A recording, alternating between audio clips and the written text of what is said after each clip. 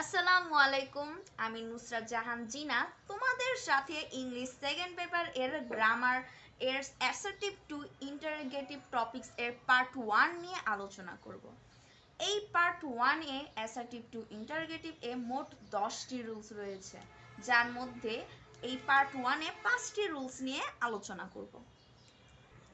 Assertive to interrogative rules 1। Assertive থাকলে হা বোধক হলে স্ট্রাকচারটা হবে অ্যাসার্টিভ প্লাস সাবজেক্ট প্লাস বাকি অংশ প্লাস প্রশ্নবোধক চিহ্ন। তুমি পুরো অ্যাসার্টিভ মানে অ্যাসার্টিভ সেন্টেন্সটা রইলো, তুমি ইন্টারোগেটিভ করলা কিন্তু এই প্রশ্নবোধক চিহ্নটা দিলে না, তার মানে তোমার ওই অ্যান্সারটা ডাবল জিরো। তোমার যে এত কষ্ট করে লিখলা তোমারটা হইছে, তাতেও কোনো লাভ নেই। Example, he is a good boy. Isn't he a good boy? সে কি ভালো ছেলে? হি ইজ এখানে অক্সিলারি ভার্ব হচ্ছে ইজ, তো ইজের সামনে এনে আমি একটা নট যুক্ত করেছি, ইজেন্ট। তারপর হচ্ছে সাবজেক্ট প্লাস বাকি অংশ, এ গুড বয়, এ গুড বয়। রুলস 2। অক্সিলারি থাকলে না বোধক হলে, অর্থাৎ অক্সিলারি আছে কিন্তু না বোধক যদি করতে মানে না বোধক হয়, তাহলে কি হবে? Auxiliary plus subject plus not উঠে যাবে প্লাস বাকি অংশ প্লাস প্রশ্নবোধক চিহ্ন। একটু আগে যে রুলসটা ছিল সেখানে কিন্তু হা বোধক, মানে এখানে হা মানে এটা পজিটিভ থাকবে, কিন্তু এইখানে যে রুলস 2 এ বলেছে এখানে অক্সিলারি থাকলে না বোধক হলে, ওইটা হ্যাঁ বোধক আর একটা না বোধক। ওইখানে হ্যাঁ বোধক ছিল বলে আমরা ইজের সাথে একটা নট যুক্ত করেছি, আর এখানে আমরা নটটা উঠে দিব প্লাস বাকি অংশ প্লাস প্রশ্নবোধক চিহ্ন। Example, he is a student. Sorry, he is not a student, এটা হচ্ছে প্রশ্ন, আর এটার অ্যান্সারটি হচ্ছে is he a student. Is he a student, এখানে ইজ অক্সিলারি ভার্বটার সামনে বসেছে, আর নট যেটা যুক্ত ছিল সেই নটটা উঠে গিয়ে হি বসেছে, মানে সাবজেক্টটা বসেছে, নটটা উঠে গেছে। Is he a student. Rules 3। মূল ভার্ব থাকলে হ্যাঁ বোধক হলে, মানে সেখানে মূল ভার্ব আছে, ওই আমরা যেই আগের দুইটি রুলস যে পড়েছিলাম সেই দুইটি রুলসে কিন্তু মূল ভার্ব ছিল না, কিন্তু এখানে মূল ভার্ব রয়েছে। হ্যাঁ বোধক হলে মানে এইটা এখানে মূল ভার্ব যুক্ত থাকবে, আর এটা যদি হ্যাঁ বোধক হয়, don't, does not, didn't plus, মানে এখানে ডোন্ট বসবে, নাহলে ডাজ নট বসবে, অথবা ডিড নট বসবে।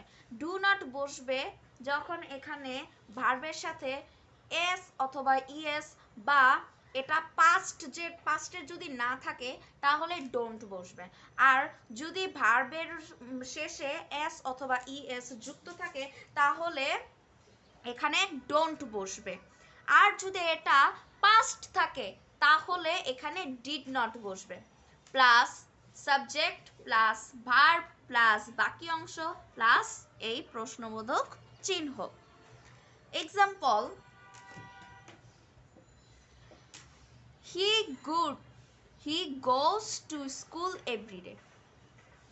এখানে গো এর সাথে ইএস যুক্ত রয়েছে, যার কারণে আমরা ডাজ নট বসিয়েছি।